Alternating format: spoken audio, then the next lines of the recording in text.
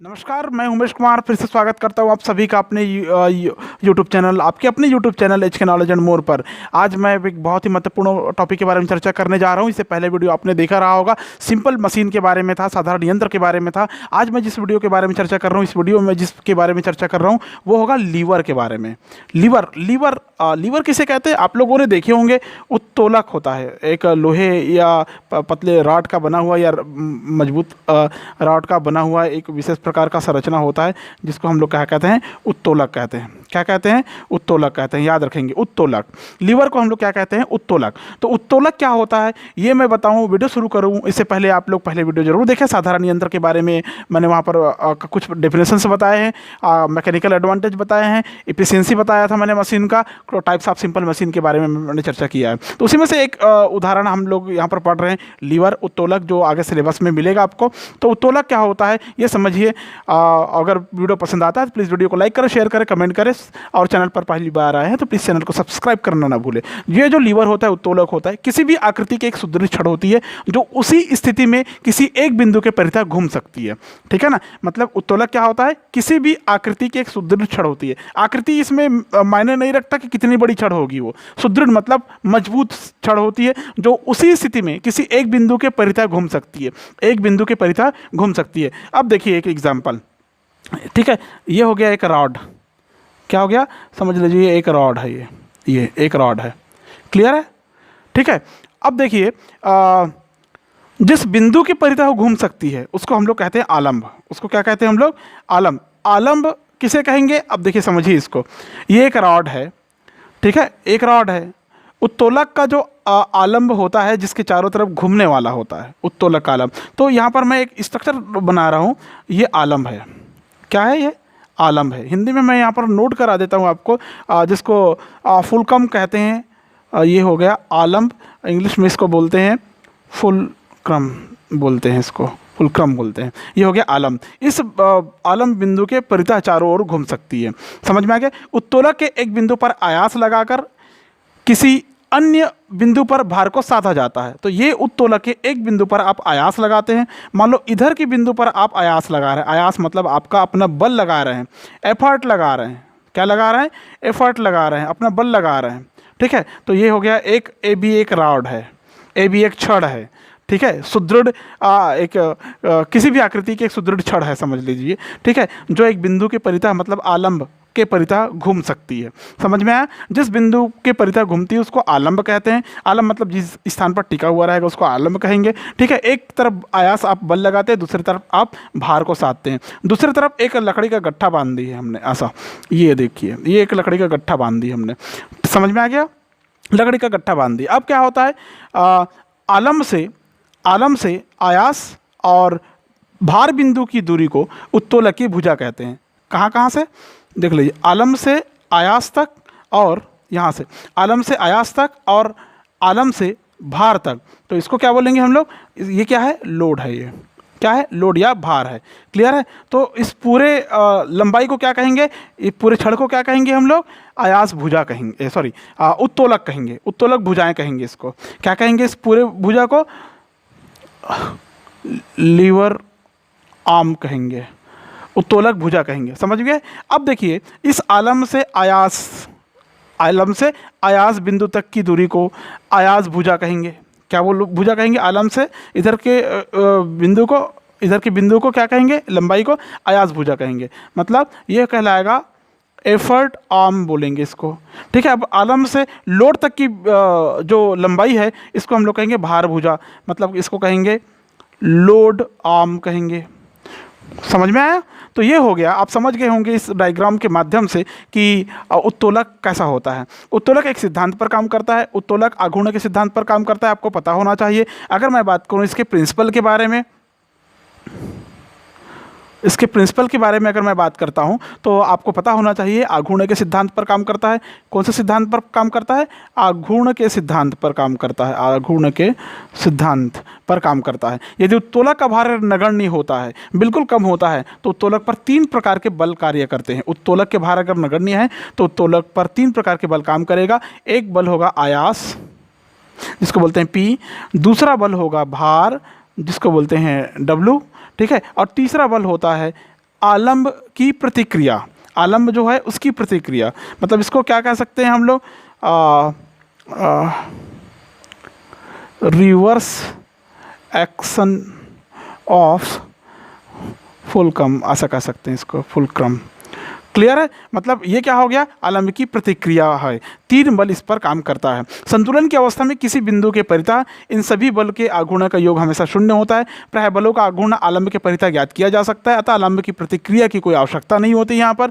माना कि यहाँ पर ए भी एक उत्तोलक है, यहाँ से देखिए, माना कि ए भी एक उत्तोलक है जिसका आलम्ब एफ है, यहाँ पर नाम मैं नोट कर रहा हूँ, ध्यान से देखिए, आगे सिद्धांत में जा रहे हैं हम लोग। माना कि ए भी एक उत्तोलक है, ठीक है, जिसका आलम्ब एफ है, ठीक है, बिंदु ए पर आयास P लगाया जाता है, बिंदु बी पर भार W, ठीक है, भार W को साधा जाता है या संतुलित किया जाता है। तो आघूर्ण के सिद्धांत से, अभी जो थ्योरी मैंने कहा उसको आप चाहो तो नोट कर सकते हो। माना ए बी एक क्या है, उत्तोलक है, ए बी एक उत्तोलक है, ठीक है, जिसका आलम्ब, जिसका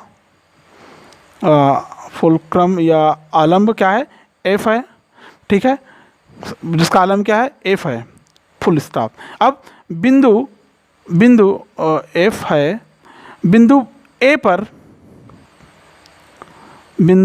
ए पर आयास, एफर्ट या प्रयास P लगाकर बिंदु बी पर भार W को संतुलित कर सकते हैं। आप क्या कर सकते हैं, संतुलित किया जा सकता है, किया जा सकता है। क्लियर है? तो आघूर्ण के सिद्धांत से, आघूर्ण के सिद्धांत से आयास P का आलम्ब F के परितः आघूर्ण बराबर हो जाएगा आयास के परितः आघूर्ण, आयास P का आलम्ब F के परितः आघूर्ण हो जाएगा P इंटू AF, आलम्ब के परितः, मतलब आलम्ब F के परितः चारों ओर, आयास P का आघूर्ण क्या हो जाएगा, P इंटू AF हो जाएगा। ठीक इसी प्रकार भार W का आलम्ब F के परितः आघूर्ण क्या हो जाएगा, W, समझ में आ जाएगा इसको देख के, भार W का आलम्ब F के परितः आघूर्ण क्या हो जाएगा, W इंटू इधर AF था तो इधर क्या हो जाएगा, BF हो जाएगा। क्लियर है? संतुलन की स्थिति में क्या होगा, संतुलन की स्थिति में यह हो जाएगा P into AF equal to, दोनों बराबर है ना, याद रखेंगे, W इंटू BF हो गया। ठीक है, ये समीकरण फर्स्ट माने। इस समय आयास गुणित आयास ऋण भुजा, मतलब आयास भुजा बराबर भार इंटू भार भुजा, ये होता है, ये बराबर होगा। कहने का मतलब ये है कि इस स्थिति में जो उत्तोलक होता है, उत्तोलक में संतुलन की स्थिति में आयास और आयास भुजा का गुणनफल भार और भार भुजा के गुणनफल के बराबर होता है। फिर से रिपीट कर रहा हूँ, उत्तोलक में संतुलन की स्थिति में आयास और आयास भुजा, आयास मतलब P और आयास भुजा AF, आयास भुजा, ठीक, वैसे ही भार और भार भुजा का गुणनफल, ठीक है ना, आयास भुजा का गुणनफल भार और भार भुजा के गुणनफल के बराबर होता है। और यही उत्तोलक का सिद्धांत है, इसको समझ लीजिए आप, यही उत्तोलक का सिद्धांत है। तो अब आगे बढ़ते हैं, थोड़ा सा यहाँ पर हो जाएगा समीकरण 1 से आगे बढ़ते हैं। तो ये हमने शुरू में निकाला था W अपन P, पहले वीडियो में हमने देखा था W अपन P मतलब यांत्रिक लाभ, यांत्रिक लाभ बराबर क्या हो रहा है भाई, AF आयास भुजा अपन BF भार भुजा। क्लियर है?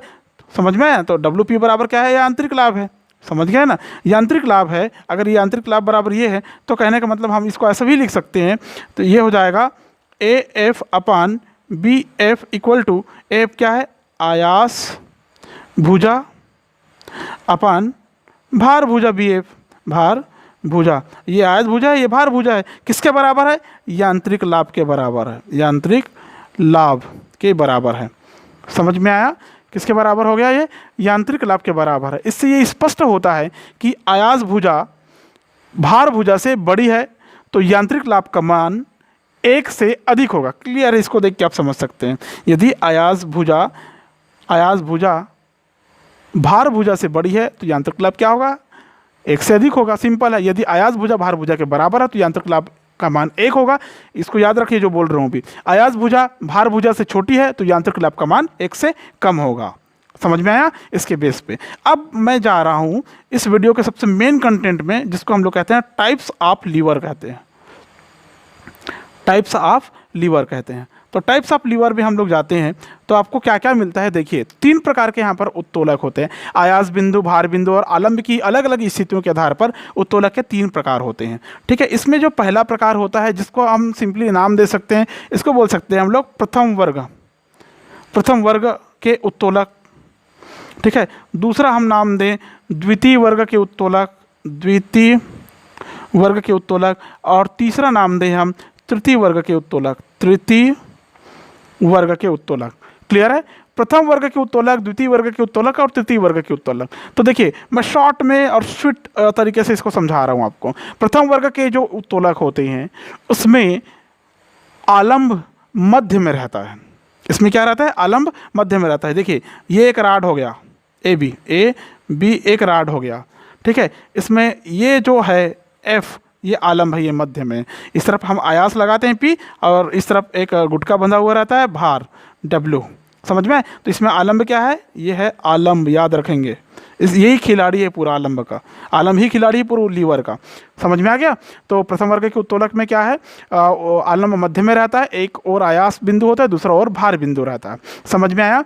आलंब के परितः आयास पी का आघूर्ण क्या होता है? आलंब एफ के परितः भार डब्ल्यू का आघूर्ण, मतलब दोनों बराबर होता है। मतलब यहाँ पर भी डब्ल्यू पी अपन पी बराबर एफ अपन बी एफ आएगा, यही वाला आएगा। W upon P equal to F upon B F आएगा। समझ में? इसको देख के आप समझ सकते हो कब यांत्रिक लाभ का मान ज़्यादा होगा, कब यांत्रिक लाभ का मान छोटा होगा। फॉर एग्जाम्पल मैं कहता हूँ यदि ए एफ का मान ज़्यादा है बी एफ से, तो क्या होगा? मान 1 से अधिक होगा। सिंपल है। ऊपर वाला बड़ा है, नीचे छोटा है, मतलब 1 से ज़्यादा होगा।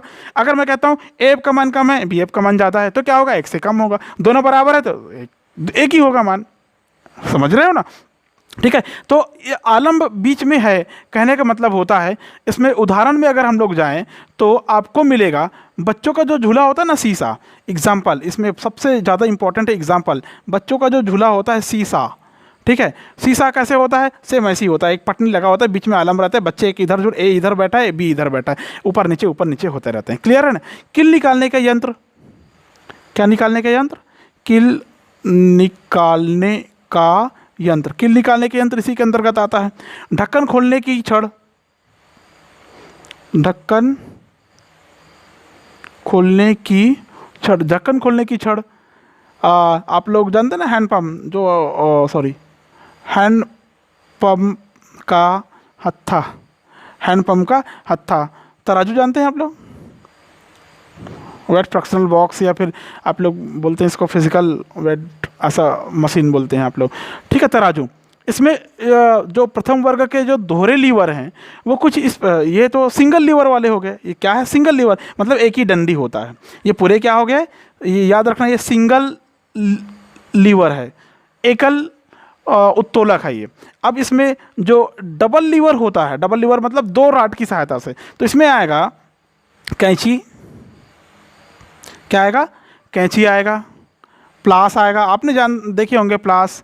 टीन देखे होंगे आपने, टीन काटने की कतरन, जो टीन काटने का आता है ना एक कैंची जैसे रहता है, कतरनी ऐसा बोलते हैं। ठीक है। तो इत्यादि आपने ये देखे होंगे। समझ में आया? तो ये हो गया डबल लीवर, दोहरे लीवर, 2 राड मिलेंगे उसमें कैंची में। देखेंगे आप कैंची ऐसा आप 2 उंगली में फंसा के चलाते हैं, ऐसा। प्लास देखे होंगे, ऐसे दबाने का आता है। ठीक है। अब इसमें जो ऊपर जो लिखा था सिंगल लीवर, इसमें सिंगल राड, ये एक ही राड का काम होता है। नेक्स्ट सेकेंड, इसमें जो आता है, अब मैं यहाँ से सवाल पूछ सकता हूँ कि प्लास, टीन काटने की कतरनी, जो होती है आयास भुजा की लंबाई अधिक लंबी होती है, ताकि यांत्रिक लाभ का मान अधिक होता है। तो यहाँ पर सवाल पूछा जा सकता है कि 2 उदाहरण दे दूँ मैं, किसका यांत्रिक लाभ ज़्यादा होता है। आपको पता होना चाहिए, जिसकी भुजा की लंबाई ज़्यादा होती है, आयास भुजा की लंबाई, उसकी यांत्रिक लाभ ज़्यादा होने की संभावना रहती है। समझ में आ गया। कागज़ या कपड़ा काटने वाली जो कैंची होती है, दोनों भुजाएँ लगभग बराबर होती है, बीच में वहाँ पर स्क्रू लगा रहता है, देख लेना आप लोग, क्योंकि दूर किया जाने वाला अवरोधक बल कम हो जाता है वहाँ पर, तो यांत्रिक लाभ वहाँ पर कम हो जाएगा। अब बात करते हैं हम लोग द्वितीय वर्ग के उत्तोलक के बारे में। द्वितीय वर्ग के उत्तोलक में क्या होता है, इसमें समझिए, इस वर्ग के जो उत्तोलक में भार बिंदु हो वो मध्य में रहता है। बड़ा खतरनाक है ये, ठीक है। ये एक राड लेता हूँ मैं, ठीक है, ये फिर से वही राड ए और बी, ठीक है ना। लेकिन इसमें जो भार होता है वो बीच में होता है। कहाँ पर होता है? बीच में होता है। ये होता है लोड W, क्लियर है। आयास हम ऊपर की तरफ लगाते हैं, इसमें P आयास ऊपर की तरफ लगा रहे हैं, ठीक है। आलम जो है यहाँ पर, ये आलम है, ये आलम है F। अब देखिए, मतलब इसमें जो भार है, लोड है, वो बीच में है, मध्य में है, ठीक है। कहाँ पर है? मध्य में है, बीच में है, याद रखेंगे आप लोग। इस वर्ग के उत्तोलक में भार बिंदु मध्य में रहता है। भार बिंदु के एक ओर आलंब और दूसरी ओर आयास रहता है। इधर अगर आप आयास कहेंगे तो इधर आलंब होगा। बीच में क्या है? बीच में क्या है? भार है, ठीक है। इस समय भी यांत्रिक लाभ W/P = AF/BF ही आएगा। आप करके देख सकते हैं आप इसको। उदाहरण देख लीजिए, इसमें एग्जाम्पल देखेंगे ज़्यादा अच्छे से क्लियर होगा। पतवार जानते हो, नाव चलाने की, नाव खेवैया लोग इसका उपयोग करते हैं। दरवाज़ा आपके घर का है ना, हाथ से ढकेलने वाली गाड़ी, ठीक है, ये इसका उदाहरण है। लेकिन अगर इसमें ये सिंगल उदाहरण हो गया, पतवार, दरवाज़ा, हाथ की गाड़ी। अब इसमें दोहरे जो लीवर होते हैं, इसमें डबल जो लीवर होते हैं, वो क्या क्या हो सकते हैं इसमें? सरौता जानते हो आप लोग? सरौता, सुपारी फोड़ने का देख लीजिए आप, आम काटने का देख लीजिए आप, ठीक है। नींबू रस निचोड़ने का मशीन देखिए आप लोग, नींबू रस निकालने का मशीन, नींबू रस निकालने का मशीन, बादाम फोड़ने का मशीन, ये इसी वर्ग के उत्तोलक के अंतर्गत आता है। अब नेक्स्ट आता है थर्ड, जिसको हम लोग कहते हैं तृतीय वर्ग के उत्तोलक। तृतीय वर्ग के उत्तोलक कहने का मतलब क्या होगा, आप समझ लीजिए। वहाँ पर पहले में आलंब मध्य में था, अब आलंब आखिरी में चला गया, आयास आखिरी में, बीच में भार है। अब देखो तृतीय वर्ग में क्या होता है। इस वर्ग में हमको ये देखने को मिलता है कि उत्तोलक में आयास बिंदु मध्य रहता है। इस प्रकार के जो तृतीय उत्तोलक है, इसमें जो आयास बिंदु होता है वो कहाँ रहता है? मध्य में। मान लो एक राड है, क्या है ये? एक राड है। तो इसमें जो आयास बिंदु होगा, ये P, ये A बोल लेंगे, यहाँ से शुरू करेंगे हम, तो ये मध्य में होगा, ठीक है। और इसमें भार एक साइड होगा, इसमें एक साइड भार होगा, समझ गए। ये अपन B नाम देते हैं इसको। और एक साइड इसमें क्या होगा? क्या है जी? क्या है जी? इसको क्या बोलेंगे? आयास। समझ में आ गया? क्या बोलेंगे इसको? आयास बोलेंगे, सॉरी आया, ये आयास तो हो गया था, ये F बोलेंगे, आलम बोलेंगे इसको। क्या बोलेंगे इसको? आलम या फुलक्रम बोलते हैं, ठीक है। उसकी इंग्लिश नेम के आधार पर F यहाँ पर शो करते हैं हम लोग, ठीक है। ये हो गया तृतीय प्रकार का उत्तोलक। इसमें देखिए ध्यान से, इसमें भार एक तरफ है, आलम बिंदु एक तरफ है, लेकिन बीच में आयास है। देखो बीच से आप काम करेंगे। उदाहरण देख लीजिए आप, इसमें एग्जाम्पल देखिए, कितना अच्छा अच्छा एग्जाम्पल होता है। आपके हाथ का आगे का भाग, आपके हाथ का आगे का भाग, मतलब यही अग्रभाग की बात कर रहे हैं हम। हाथ का अग्रभाग, अग्रभाग सामने का भाग, क्लियर है। आप गेंद पकड़ते हैं ना ऐसा, सामने से गेंद पकड़ते हैं ऐसा, तो आयास कहाँ लग रहा है जी? आयास आपके बीच में लग रहा है, ठीक है। भार एक तरफ है और आलम एक तरफ है, इधर आपका शरीर से जुड़ा हुआ हाथ है, ठीक है ना, तो आलम हो गया वो, ठीक है। क्रिकेट का बल्ला, बैट लिख देता हूँ मैं, सिंपल बैट, पीटने का हो चाहे खेलने का हो, जो समझिए आप, ठीक है ना। समझ में आ गया। इसमें जो दोहरे लीवर वाले जो उपकरण होंगे वो होंगे चिमटा। चिमटा देखियो, रोटी सिकाई करने का, या चिमटी, कई प्रकार के उपयोग करते हैं आप लोग, करने वाले लोग। तो ये हो गया उत्तोलक के प्रकार। बड़े गौर से और ध्यान से इसको समझने की कोशिश करना, बहुत अच्छे कंटेंट है ये, ठीक है। इस वीडियो में इतना ही। वीडियो पसंद आया तो प्लीज़ वीडियो को लाइक कर, शेयर करें, कमेंट करें, और चैनल पर पहली बार आए तो प्लीज़ चैनल को सब्सक्राइब करना ना भूलें, ताकि इसी प्रकार की वीडियो आपको हमेशा मिलती रहे, ठीक है। नेक्स्ट वीडियो फिर से लेके आऊँगा, तब तक के लिए थैंक यू सो मच।